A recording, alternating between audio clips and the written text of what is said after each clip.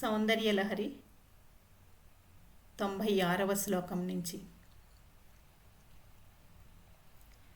కళత్రం వైధాత్రం కతి కతి భజంతేన కవయః శ్రియో దేవ్యాః కో వా న భవతి పతిః కైరపి ధనైః మహాదేవం హిత్వా తవ సతి సతీనామచరమే కుచాభ్యామాసంగః కురవకతరోరపి అసులభః గిరామాహుర్దేవీం ద్రుహిణ గృహిణీం ఆగమవిదో హరేః పత్నీం పద్మాం హరసహచరీం అద్రితనయాం తురీయా కాపి త్వం దురధిగమనిస్సీమ మహిమా మహామాయా విశ్వం భ్రమయసి పరబ్రహ్మ మహిషీ కదా కాలే మాతః కథయ కలిత ఆలక్తకరసం పిబేయం విద్యార్థీ తవ చరణ నిర్ణేజన జలం ప్రకృత్యా మూకానామపి చ కవితా కారణతయా కథా ధత్తే వాణీ ముఖకమల తాంబూలరసతాం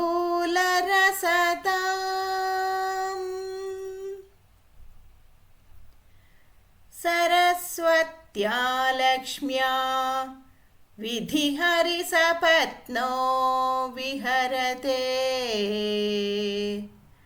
రతేః పాతివ్రత్యం శిథిలయతి రమ్యేణ వపుషా చిరం జీవన్నేవ క్షపితపశుపాశవ్యతికరః పరానందాభిక్యం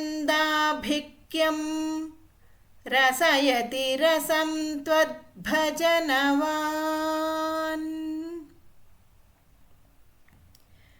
ప్రదీపజ్వాలాభిర్దివసకరనీరాజనవిధిః సుధాసూతేశ్చంద్రోపల జలలవైరర్ఘ్యరచనా స్వకీయైరంభోభిః సలిలనిధిసౌహిత్యకరణం త్వదీయాభిర్వాగ్భిస్తవ జనని వాచాం స్తుతిరియం.